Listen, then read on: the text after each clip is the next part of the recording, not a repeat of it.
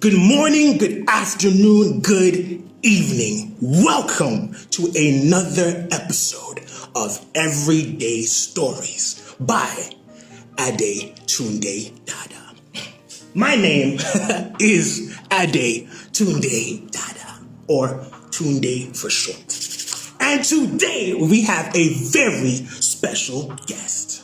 Now, some people refer to him as the street style beauty detector. Again, the street style beauty detector. Woo. But me and you, us, we know him as New York-based portrait and documentary photographer Josiah Esowe. Hey, guy.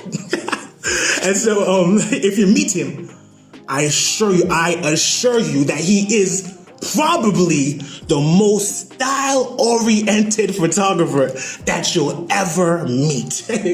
Much like his work, his style stands out everywhere he goes. So, Josiah, if you are here, please request to join this live.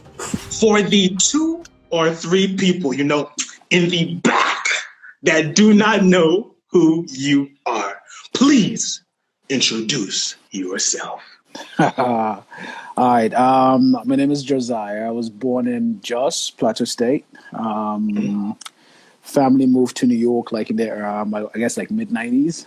We all moved here, decided to stay here.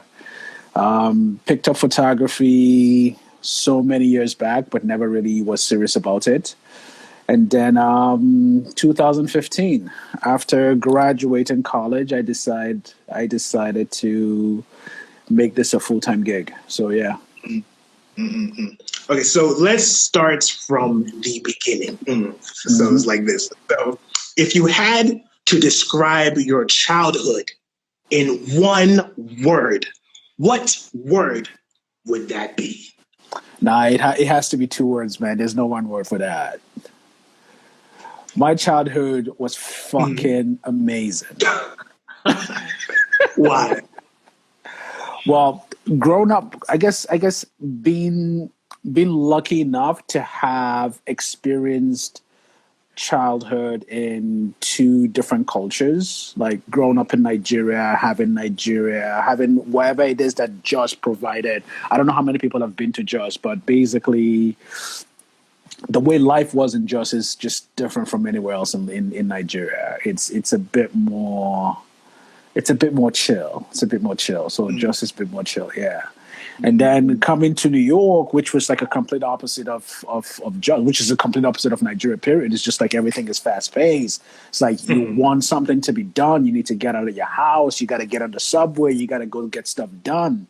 There's no handouts. There's absolutely no handouts. So it's basically Nigeria on steroids, kind of. Yeah.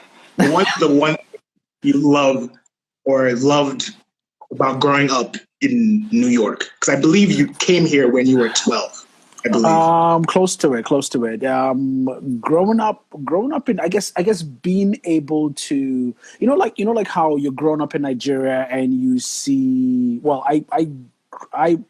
I guess I left Nigeria when hip hop was still raw, when hip hop was still a thing. You know what I'm saying? So coming to New York and finding out that Flavor Flav lives about 10 blocks from me. Salt and Pepper is from the neighborhood that I'm in. KRS-One was from the South Bronx. You know what I'm saying? Like knowing that, okay, like I had access to like this hip hop artist, that was a big thing. You know what I'm saying? So hip hop was a big part of me at that time. But then I guess like coming to being around more people in the United States, I get to learn more about different kind of genre of music. Like the first girl I ever dated was like a fucking metalhead. So it was just like metal was like, whoa, what the hell is this? This is like a whole other world. So it got me into like listening to other forms of music. Then I started hanging out with kids that skateboard. And once you start hanging out with kids that skateboard, like the whole of New York just opened up to you. You know? Mm-hmm. Yeah. So that was, I guess that was... Mm-hmm. No. You got it. Now, I was just basically gonna say, like, basically, I was just gonna say,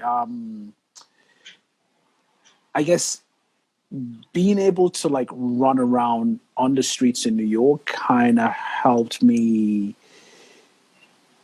discover parts of the city or parts of American culture. I wouldn't say American culture, sorry. Parts of New York culture that honestly I didn't even know. Like, you don't read about this stuff in books or magazines at all. Yeah. And so you said you were running around New York City, New York culture, right? Yeah. So staying around the childhood, right? At some point during that time, when you were still looking for your creative outlet, you did a lot of tagging all across New York City. Now, for the people that aren't too familiar with tagging, can you give a brief insight into what tagging is? Tagging, I guess tagging is kind of like maybe. Actually, no. I was gonna like get all smart and stuff, but I'll simplify it. So, to tag is you walk into a store. Well, back then, this is not now, but back then, now if you want to buy, like, well, now if you want to get like the markers that you need for tagging, you actually have to buy it, and most art stores have it all locked down. So you need to have somebody come open it up with a key and then give you the marker. But back then, most of the markers were not locked. So when you walked into the art store, well, I didn't have to like steal art supply, but when you walked into the art store, you stole like a marker, right? With that marker, you basically walked around the city and you wrote. It's almost like you signed your name on things. It's highly illegal in America, period. Like, it's 100% illegal. So you walk into a place and you sign your name on stuff. It's almost like when you see people with dogs, people with dogs, when the dog kind of like walk around, the dog would stop somewhere and like sniff it and then pee on it, kind of like marking their scent. That was kind of what tagging was. So you tagged your name in different places. So my tag wasn't a name. My tag was basically the face of an ape.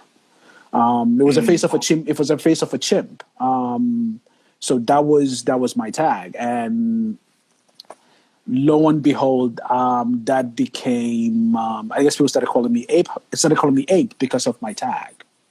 And then once the friends that started hanging out in my apartment, they started calling my apartment. And my apartment became like Ape House. So it's like, oh, where you guys going? We're going to Ape's house. And that was kind of what it was. And before you know what's happening, Ape House became a thing. Yeah. And when I stopped tagging, I kind of stopped tagging. So why did you stop tagging? I honestly, it was just an evolution. It was just an evolution. Like, you tag to a point where basically you either try to do fine arts and try to make money out of it somehow.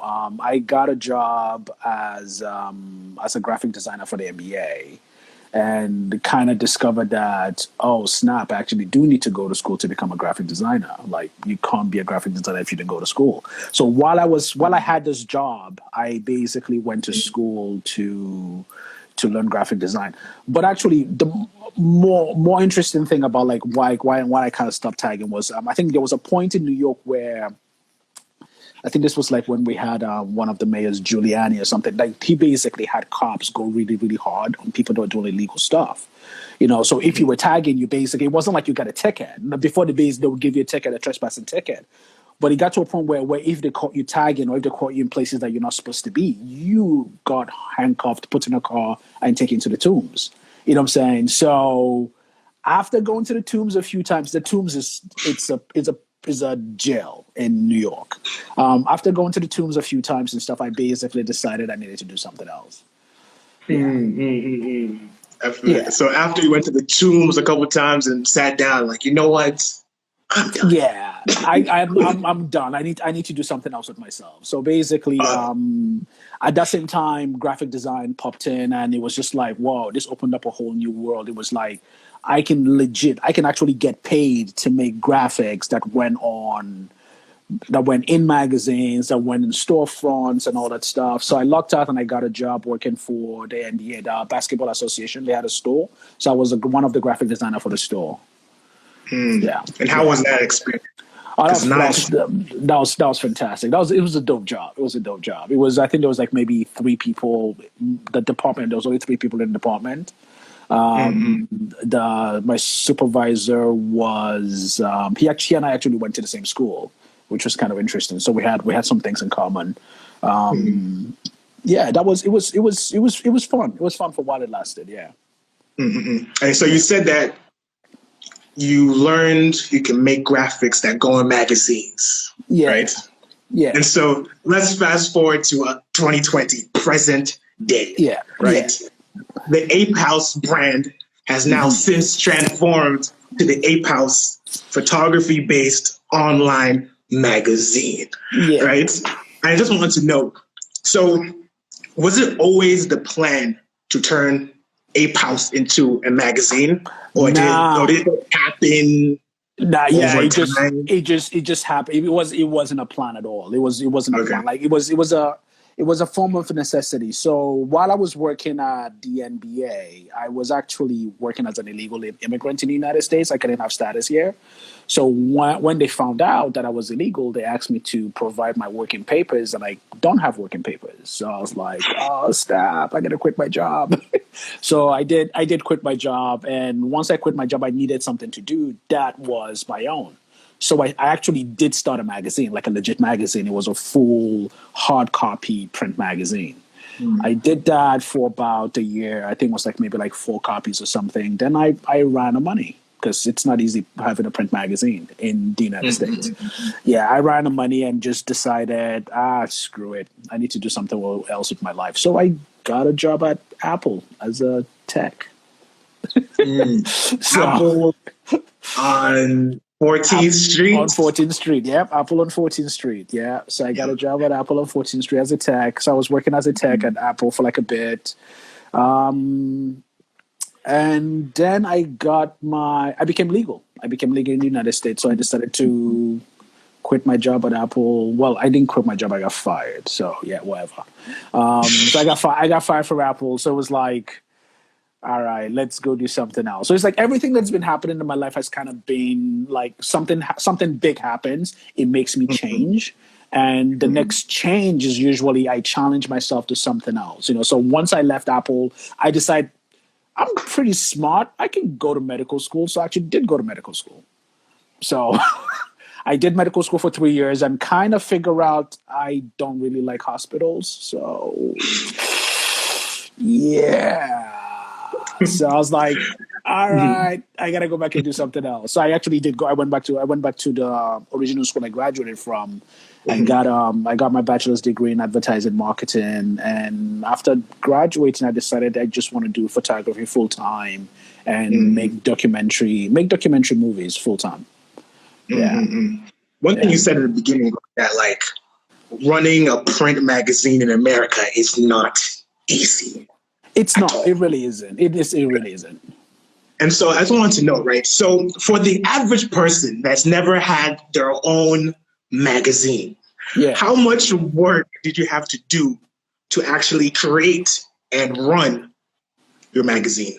Okay, so imagine this, right? So wherever, like people have this notion of what am I like? You can do a zines, and zines are actually easier to make. Because zines is just you make like a small booklet and then you send it out and stuff like that. But running a magazine is basically so I was the owner of the magazine, I was the financer of the magazine. So the money for the magazine, anything that went into the magazine came out of my pocket. I had to design the magazine. I had to meet up with the people. I was the writer. I did all the interviews. I did the photography. Basically, I actually ran the magazine. So it was my gig. It was my baby. So I did literally everything that went into the magazine. And then this was the beginning of digital printing, digital photography, that whole thing. I was still shooting film at that time.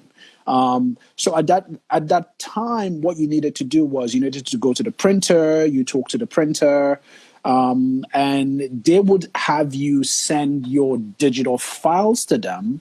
Then they will convert your digital file to analog to make negatives that they will somehow convert into magazine papers. There was this whole like offset printing thing that was just complicated.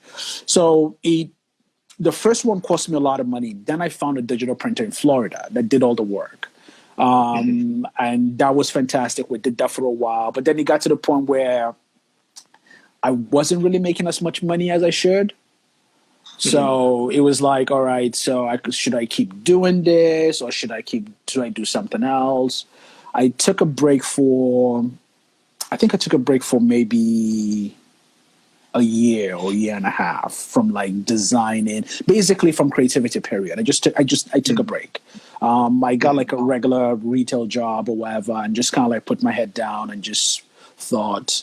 Once I started working at Apple, I started teaching people how to use Apple products like for photography and for video. I think at that point, something kind of clicked into my head. It was just kind of like, oh, you know what you could do with Ape House Magazine? You could put it online and just make documentary videos.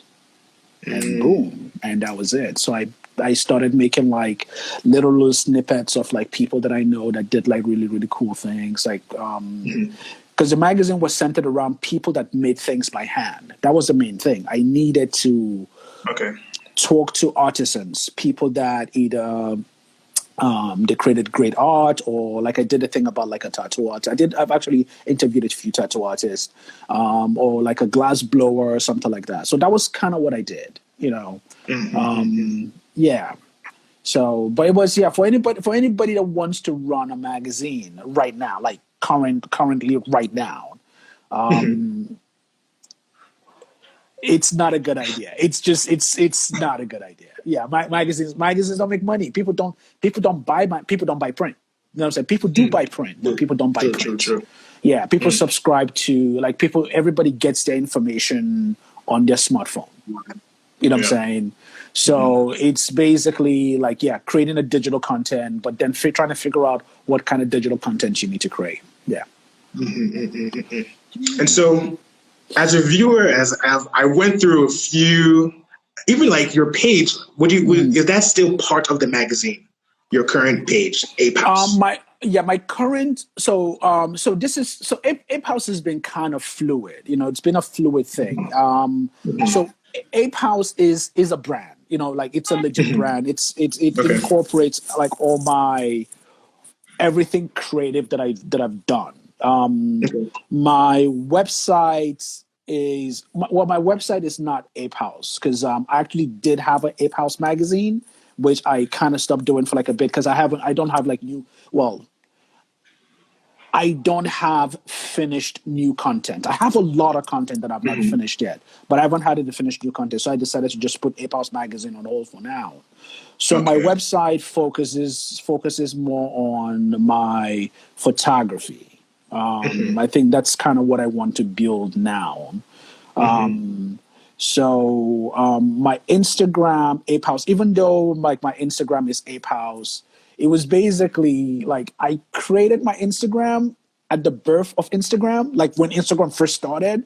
So that's when I created it. So it was like the only name I could think of was Ape House. I was like, fuck it, Ape House. So I just put Ape House, and that just stuck. Yeah. Awesome. And so going through your page, I mean, everyone that goes through it, for me, there are two things that we're introduced to. One, street portraits.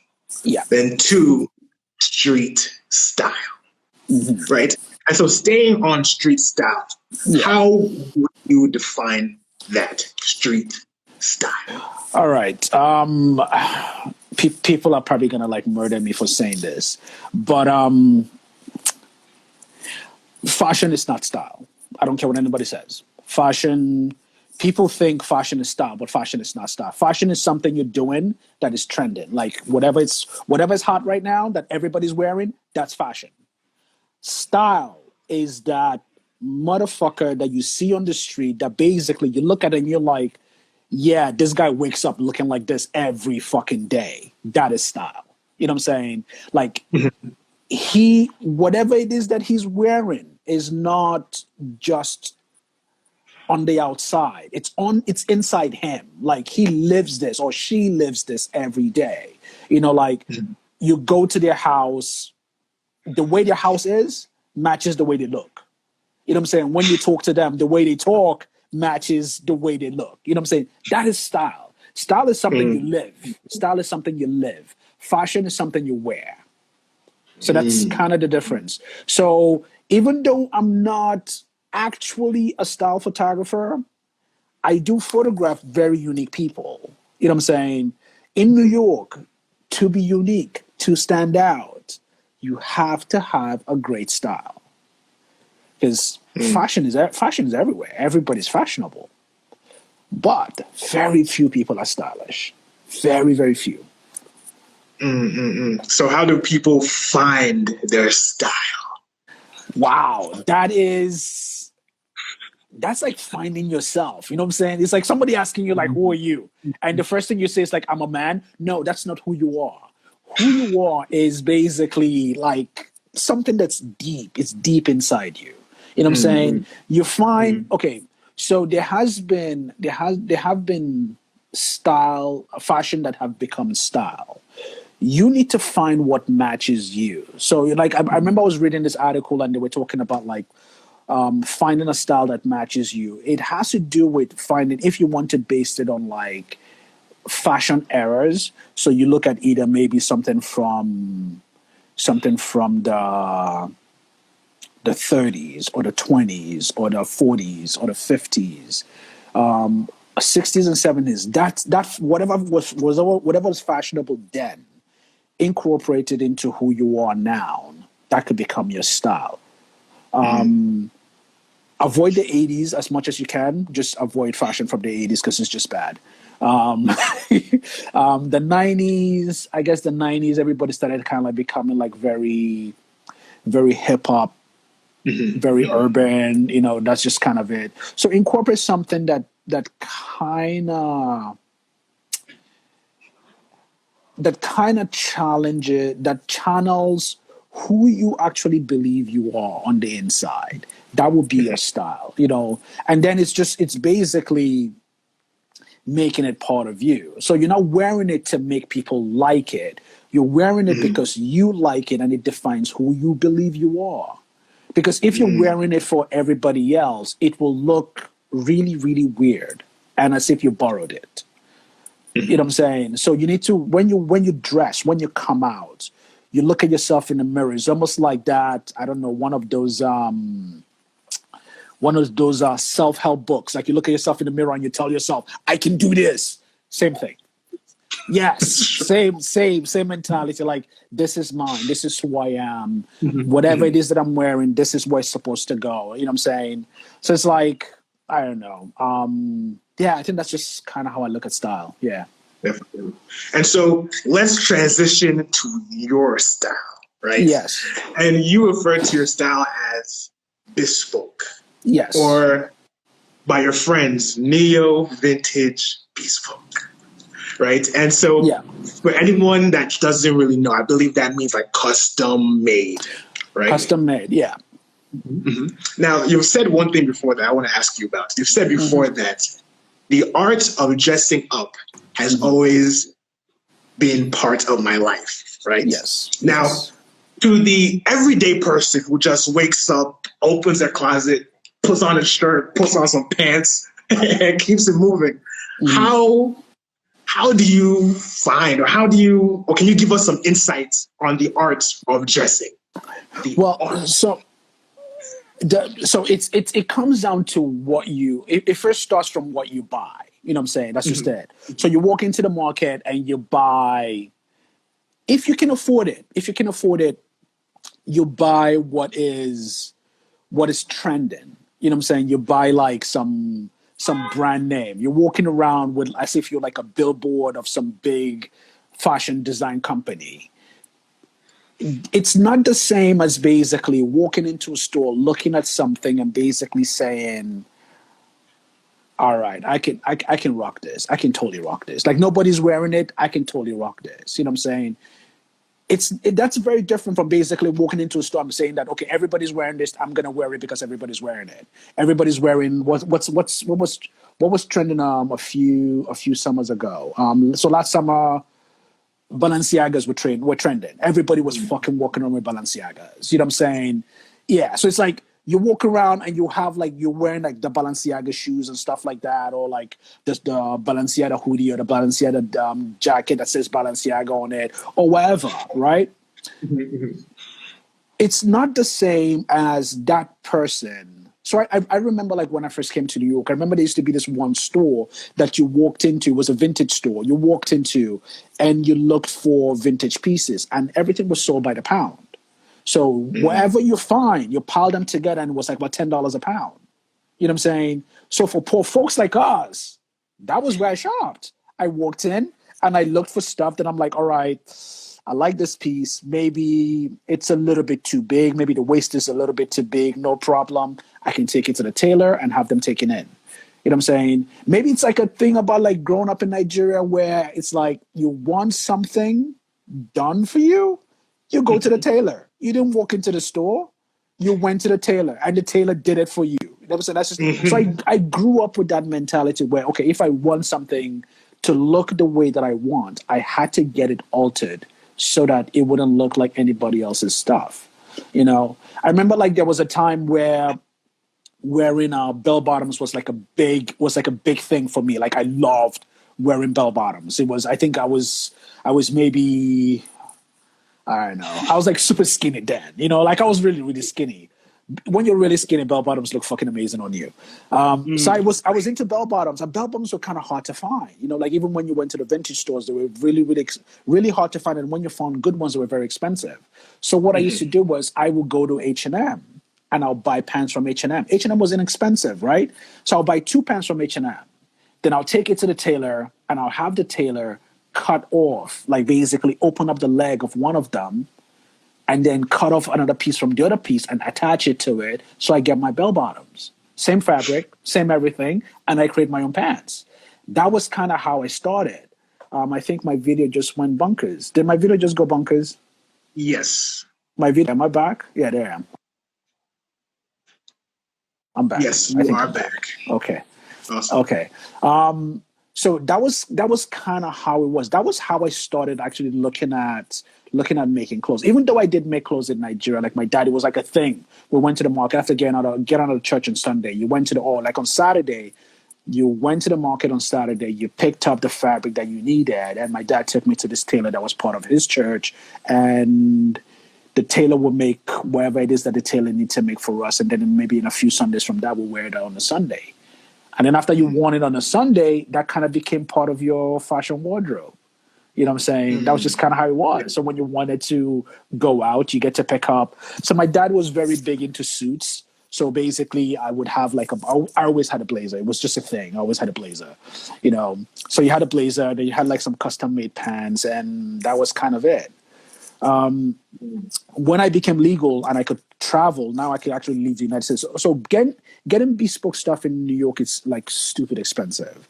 If you wanted a 3-piece suit in New York, it will cost you close to like $3,000.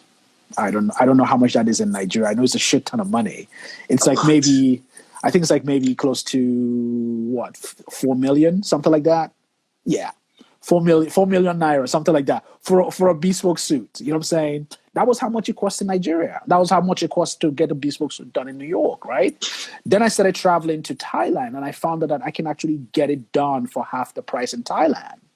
So whenever I'm going to Thailand, so I go to Thailand every year, well, except for this year, but I go to Thailand every year. So when I'm leaving for Thailand, what I'll do is I will go shopping for the fabrics that I want, fabrics that I like in New York. Then I'll take it with me to Thailand and I'll get my bespoke suits done there and then bring it back. Yeah. So somebody that wants to be, I guess, maybe like stylish or be fashionable. The thing now is, like in Nigeria, you find a tailor that you like, you find a tailor that you can trust. Then you go to that tailor with your fabric, you tell the tailor exactly what it is that you want made, right? And then be a fucking dick so that they get it right. That's just, there's no way around that. So that they get it right. So that they don't make what they think. You want them to make what you want. So be a fucking dick. Like, go back and make sure that, okay, the button is sewn the right way. The stitches are stitched in the right way. The lining for the jacket is done exactly the way you want it. Because once it's done, that's it. It's done. You know what I'm saying? But then, like, when you have something like that custom made and you go out, nobody else is gonna have it. You know? Yeah. So that's just my belief in like bespoke stuff and bespoke style. So somebody that basically wants to get into stuff like that, I'll tell you something. Being stylish is expensive. I don't care what anybody says. It's expensive. It's Definitely is. close to impossible to be stylish without having a lot of money. Except if you're a tailor, then that's different. Then you could just make your own stuff. Yeah. Because- Yeah.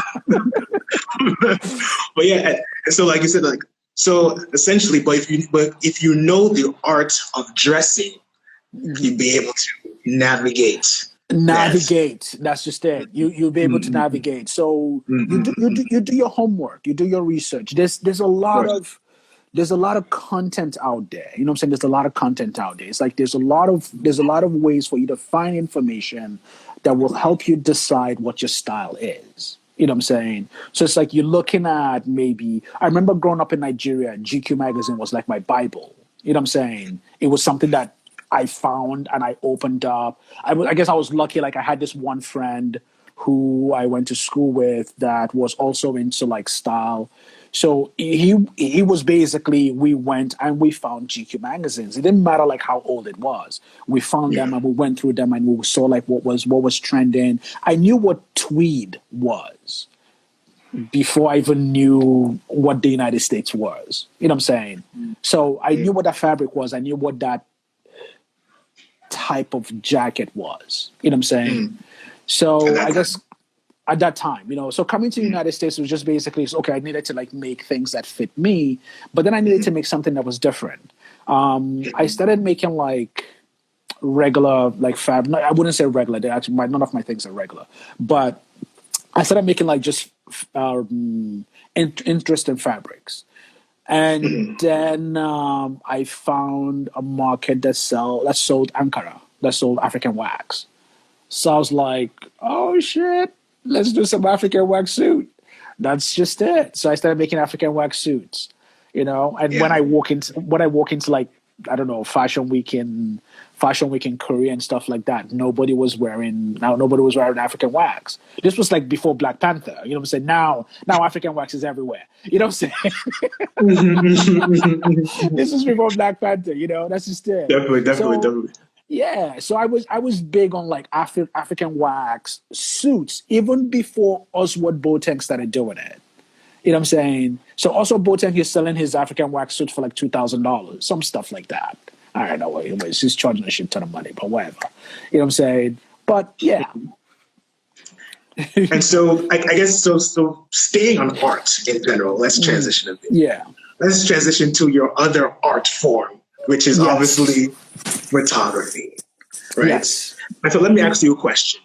In general, out of the 365 days of a year, how often would you say that you go out and shoot? Okay, so if I am, so I also work as a graphic designer, which kind of keeps me in front of a computer for a number of times, except for when I am working in front of my computer. I would say, so let's say 365 days or 366 days, I work maybe 3 months. That's 90 days, right? 90 days as a graphic designer. For the rest of the time, I am shooting. I am actually shooting. So if I am not shooting, I guess maybe this is kind of what makes me different from like other photographers. I don't shoot one thing. I do have a portrait page, which is the one we're using right now to talk, Ape House. That's my portrait page. I don't post anything on it. That's not portrait, except maybe once in a while. I think a few months ago, I followed the protest, and that was like very important, and I had to put that up there. So other than that, most of the stuff on this page is portrait. But I have a street photography page that I only shoot street photography. And as a portrait photographer, sometimes maybe I don't feel like dragging all my studio gear to the street and shooting, but I have my trusted mirrorless camera that I could just have in my bag and just walk around and just photograph New York City, you know? Or like when I'm in Asia, I can't really like set up, or maybe I don't want to set up and shoot portraits in Asia. I just want to walk around and feel the city and feel the people So I get to shoot street photography. So it's either I'm shooting street photography or I'm shooting portraits. But I'm always, always, always shooting. Always. And so you said that you usually work like 90 days, right? Yeah. And so I guess do the math, that's like 275 days. 5 days out of the year that I'm actually shooting all the time. And so would it be safe to say that you're still actively doing your 365 project? Actually, no, I wouldn't say that, because that 365 project was very specific. That was the 365 project was yeah, I don't recommend that to anybody. Nobody should ever do a project like that. Yeah, that was a pain in the ass. That was really a pain in the ass. For anybody that doesn't understand what a 365 project is, basically it's like, okay, so as an artist, I'll go into art school. One of the things they tell the teacher in art school is like, when you have a creative block, you could create a project for yourself, right? So one of the projects a lot of artists do is they decide to create. You basically for the year, you create something for the year. That means every day you're creating something. So if you're an illustrator, every day you're creating one illustration from start to finish, not halfway, from start to finish. Basically, you wake up in the morning on one specific day and you draw for one day. You know what I'm saying? The 365 project, I decided, because I don't know, maybe I like torturing myself or something. I decided I was going to make it exceptionally hard for myself, because going out to photograph is something that I do. But I decided I needed to go out every day between 1 p.m. and 2 p.m. every day.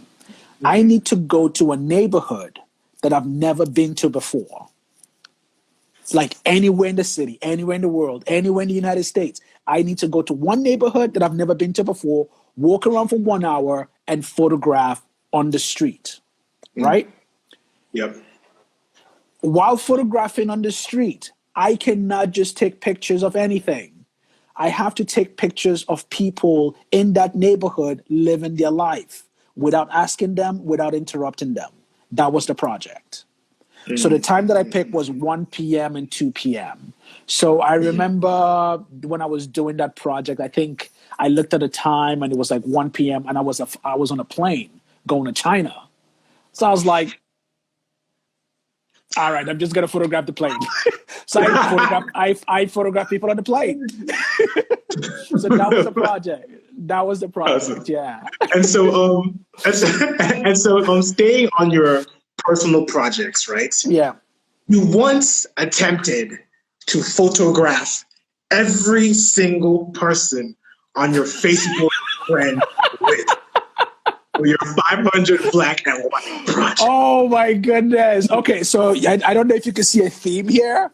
So I tend to give myself like close to impossible projects. I have a thing with like, basically, I give myself a project where I need to work hard on it. Like, it's not just something I could just wake up and do. It's like, yeah, I could wake up and do it, but then just like huddles to me actually completing it. You know what I'm saying? So it basically means I actually have to get up and do this work. So the 500, okay, so initially started as a 500 black and white images, right? So the plan was basically, I need to track down people that I know. I mean, not just acquaintances. This is like people that I've gone to their house. They've been to my house. I know who they are. We've spent a lot of time together and we've lost touch. So I need to track who they are. Then I needed to invite them to my place. I needed to cook one Nigerian dish for them. Then I need to photograph them. And I can't have more than 2 people in my house at the same time. Oh, let me add one more to that. I can only shoot on Wednesdays.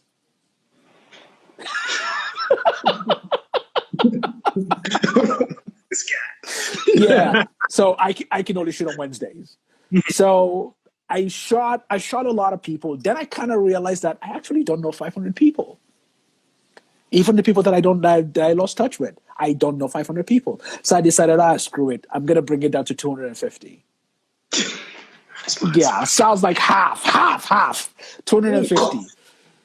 So I shot at the end. So I actually never got to finish the project because I shot all the way to I think I shot all the way to 181 people that I completely reconnected with, like 100% reconnected with. Like people that either I used to play football with when I first moved to the United States, people I went to school with, like when I first came to the United States, people that I either worked at, like my first jobs that I still remember their name or know how to find them. I had these people come to my house. I cooked for them. I made this. Okay, so I cheated a bit. I made the simplest Nigerian dish, rice and stew. Sorry, I cheated. I had to cheat. I made rice and stew, and that was kind of it. I wasn't gonna do like, I don't know, a decline call or something. You know what I'm saying? I wasn't gonna do that. I wasn't gonna make anything like that. I know what you mean. So I cheated and I made something simple. I made a pot of stew and I just kept it. If I knew like, okay, I was gonna be shooting for like the next 3 weeks, I had a pot of stew in the fridge. All I gotta do is bring it out, warm it up. You know what I'm saying? That's it. Just warm it up, cook my rice, have my meat and whatever refreshments that I needed there, and then we shot. Yeah. So that was kind of it. There was no jollof. Nah, that's making it too complicated, man. That's making it too complicated. That's just making it too complicated. Like, okay, so I get anal about things. If I'm gonna cook jollof, it's gonna be a whole process. Like I know myself. Yeah, okay. There's gonna be a whole thing to it. So I didn't want the drum. I already spent a lot of time and energy making the stew. So let's just leave it at the stew. So it was stew. Stew was what it was. Yeah. I think there was one time I fed somebody eba just because I had it. You know what I'm saying? Just because I had like egusi soup in the house. That was just kind of it. Yeah. Awesome. And so, question. So for all the photographers in the house, in your opinion, why is it important for photographers to take on personal projects? It keeps you active. You know what I'm saying? Like so there are two things that happen as a photographer. So one, you get paid for, I guess in a way, your creativity, but not really your creativity. You get paid for being able to replicate a photograph that you have done many times. If you go to any photographer's page, if you go to a photographer's Instagram, even without clicking on one of the images, you just look at the Instagram with all the images together. There's one thing you notice. You notice that all the images are very, very similar. Like either the lighting is the same. You know what I'm saying? Most of the lighting tends to be the same. The kind of things they photograph tend to be the same. Like either they photograph portraits, beautiful women, or they do beauty shots, or they do street fashion or street style, or they photograph still life or whatever. They tend to have like a theme that they photograph. So you get hired for what you have done, not what you can do, but what you have done. Yes. Personal projects, on the other hand, gives you, as an artist or as a creative person, it gives you the opportunity to explore parts of you. Because as a creative person, you are constantly evolving. Constantly. The beginning of this year, I went to my Instagram and I deleted 2,000 images. 2,000. Just because I looked at them. I remember sitting down, looking at my images that I shot until 2019. Yeah. So until 2019. Images that I shot before 2019, I looked at it and I was like, oh, this is pure garbage. Delete. So I deleted all of it. All of it gone. Just because I looked at it, I'm just kind of like, yeah, this is trash. All these images are trash. I could do better. I could do a better job than this. You know what I'm saying? So this year, my editing style changed. The way I photograph changed. Well, the way I photograph really didn't change that much, but in my head it did. I placed my lights in a different place. You know what I'm saying? I do some little things that probably only I could notice in my images. But because I want to keep my portrait account constant, I have to make my tweaks very little. I can't do like major tweaks because the images still kind of have to be the same. Also, this year I actually did something which I guess maybe this is going to be the first time of me saying it. So this year I vowed to photograph more Black people. This year. You know what I'm saying? So if you go to my gram, most of the people on my gram are mostly Black, either Black people, Black male, Black models, Black whatever. You know what I'm saying? I decided to photograph more Black people this year. Hopefully that will continue. It doesn't mean that I stop myself from photographing somebody that's very unique. If you're unique, you're unique. But I think I am maybe consciously looking for more Black people to photograph. My street photography stuff, on the other hand, that is constantly a personal project, 100% a personal project. So every time I wake up, I'm just kind of like, all right, so I need to photograph blah, blah, blah, blah, blah, blah, blah, blah, blah, blah, blah. Street photography. That's kind of it. You know what I'm saying? I have a book that just came out. I'm gonna kind of like shamelessly plug my book. So this is my photography book. Okay. Yeah, it's What's it called? basically it's called 12 to 15. It's an homage to my last trip to Nigeria. Not to Nigeria Asia. yet, to Asia. The Nigerian one is Asia. coming. Nigerian one is coming. I did a Nigerian one before, but that was a personal one. That wasn't for sale. 15. But there's 15, yeah, 15. That was 15 was 15 was basically the first time I came back to Nigeria in 15 years. So I just did portraits of people that I was very, very close to, the very, very few people that got to see me in the month that I was there. So I photographed all of them. But I'm hoping to come back to Nigeria to actually work on a bigger project. I have, I'm trying to reach out to like some NGOs to see if they will let me work with them or something. But this was a book that I did because so last year I became a U.S. citizen, which actually afforded me to get a U.S. passport. The one thing Americans don't understand about the U.S. passport, a lot of foreigners know about the U.S. passport, but a lot of Americans don't understand the power the U.S. passport has. The United States passport opened up 182 countries I can go to. That basically means, I don't mean, like people like, oh, I'm going to travel, right? Then you have to like go to the embassy and get a visa and all that stuff. The US passport made it possible for me to wake up in the morning, go to the airport, buy a ticket, get on the plane and pick whatever fucking country I can afford out of 182 and just go there. You know what I'm saying? Without a visa. Like, that's kind of what the US passport offered me. So being able to do that, I decided my first trip, I was going to travel to 6 countries in 3 months. So in 3 months, I banged out 6 Asian countries in 3 months, and I photographed every day. Like I woke up in the morning with the mindset that I'm going to go out, I'm going to try to bang out a killer image. Well, not a killer image. I'm going to bang out an image every day. You know what I'm saying? Because if I go out with like this idea of getting like the perfect shot, I'm probably not going to shoot. So I went out and I shot every day. So I have like maybe 2 terabytes of images that I shot. I shot. I went nuts. I shot. Awesome. I legitimately shot. You know what I'm saying? So that's what the book is. So when it comes down to personal project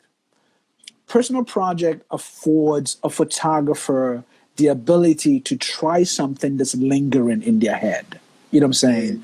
You do something not for a client, but for yourself. You get your models, you get your stylists. If you're doing fashion, you get your models, you get your stylists, you get everybody that you need, and you work on something together. And you tell everybody what your vision is. This is what is in my head. This is what I want to create. You know what I'm saying? A lot of clients wouldn't pay you to go crazy because that's their money. You know what I'm saying? They wouldn't pay you to do that. You know what I'm saying? They want whatever your old crazy was, not your new crazy. You know what I'm saying? So it's like your new crazy, that's up to you. You go out and you create. That's you. Your old stuff. And then you put it out. And people look at it and they're like, oh, snap. That's dope. I want to pay for that. You know what I'm saying? But before you actually show it to them and you're telling them and they're looking at you like, okay, okay, okay, okay. But we want you to do this. You know what I'm saying? That's just it.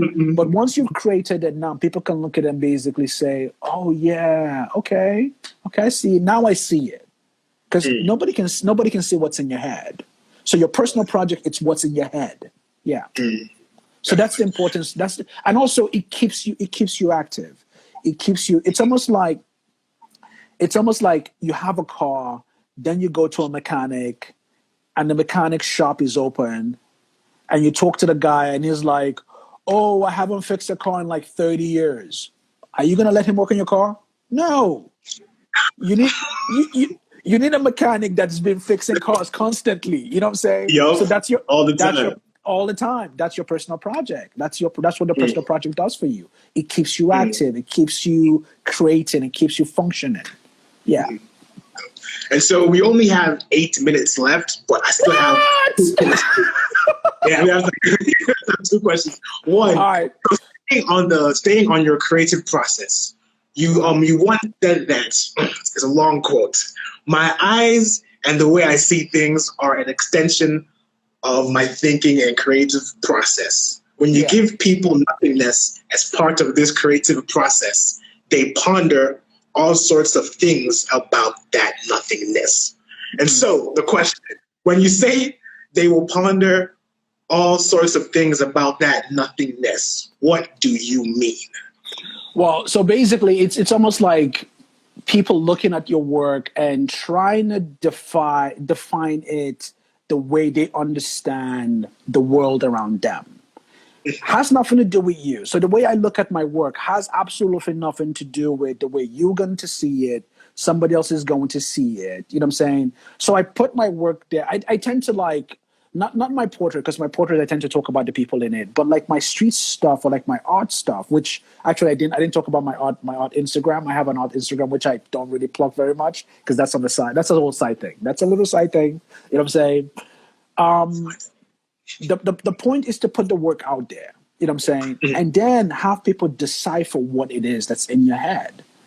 I guess having people trying to decipher what it is that's in your head when you created that piece makes it part of the art process. Makes it part of the creative process, you know? So it's almost like there was an art movement. That was an art movement like in the 20s and in the 30s and stuff. It was called Dada. It's basically the definition of it's you. The definition of Dada was basically art for art's sake. You created art for art's sake. You didn't create art because you wanted to like change anybody's life, or you didn't create art because you wanted to tell people what to think. You just created art. You know what I'm saying? So I guess maybe I can't identify with Dada because I basically believe I shouldn't be telling you what to think. You just think. Yeah. Awesome. Actually, I have to look more into Dada. The art form. The art movement, Dada, yeah. And so you already kind of mentioned it already, but I was going to ask, like, when were you going to create a page for your hyper-realistic pencil drawings? Oh, but it seems no. Okay, so that's not going to happen. My hyper-realistic pencil drawing is on a break. I'm taking a break from that. So before I started photography, I was a fucking amazing artist. Like I could draw my ass off. Like, you know what I'm saying? I was basically one of those kids that I woke up and the only thing I could think about is just drawing. Like I drew nonstop. You know what I'm saying? But I guess like growing up with like Nigerian parents and they just kind of like, you should go be a doctor. You know what I'm saying? That was just kind of what it is. You got to become a medical doctor or an engineer or a lawyer. And if you were not smart enough, then you became an accountant. You know what I'm saying? That was just kind of how it was, you know? So that stigma was in my head. So I actually stopped drawing. But then like last year for my son's birthday, I decided I wanted to give him a gift that was exceptionally unique. So I actually did a portrait of my son. I actually spent a month drawing my son. And that was the first time I drew something in, holy fuck, 20-something years? Yeah. So that was the first time. That was the first time. You know what I'm saying? But then when I see pencil work from like Nigerian artists, I'm just kind of like, nah, I'm good. I'm not gonna do this. I'm not gonna do this. I'm not gonna do this. Oh my god! Because like I have seen work that blows my mind. You know what I'm saying? There's this guy that I follow. I actually plugged his Instagram a few days ago. He's Arinze, amazingly talented artist. Amazingly talented. It's just like his work is just beyond amazing. Then I met him in person, and he's like the sweetest person on earth. He's just a sweet dude. He's a really, really nice dude. So I'm just kind of like, dude, you're so fucking cool, man. You're so fucking cool. We gotta be friends. I hope you guys are friends now. Oh yeah, we are friends now. We are friends. Awesome, I've actually got, yeah. And so, Josiah, hey, Yes. on that note, we have like 3 minutes left. So I want to say a very big thank you for coming on today. Respect. I'm going through like all your photos, learning about APALs, even found your old blog spot, blog. Oh, snap. Your Tumblr page for APALs magazine. Last time you posted was like. Oh yeah, so now you see how long it's been, right? Yeah. And so, like, man, keep up with the great work. I even saw, if we had time, maybe I'll ask about like the lookbook with you and your son, and you know. And so, essentially, I went through everything. That's wicked. And so, guys, if you're looking for a photographer with a great personality, with a great sense of style, and of course, amazing images, please check out Josiah at his handle, Ape House. And of course, for more everyday stories with amazing guests like Josiah here, please follow me here at Adetunde Dada. So, wicked. You're Josiah. Thank you so much for coming on. Thank you so much. Yeah. By the way, people in Nigeria, I might actually be coming. Nothing is set yet, but I might be coming to Nigeria this year. So once that's set, I will let everybody know that it's all set, and I will try to work with as many Nigerian talents as I can. Yeah. I do want to work with Nigerian talents when I get there. Yeah. We have a lot of talent. You've seen the Nigerian Photographers Club. Yes, I have. Yes, I have. Yeah. So there's a lot of people. There's definitely a lot of people I want to reach out to when I get there. Yeah. Definitely. So, like I said, guys, thank you for tuning in. Josiah, we're going to talk after this because much. You're too amazing out here. So thanks, Rob. Next time, peace. Actually, I can't even end this because it's saying 20 seconds remaining, 19, 18. Interesting. So I have 10 seconds left, and let's just. That's technology for you right there. For sure. 3, 2, 1. See you. Peace.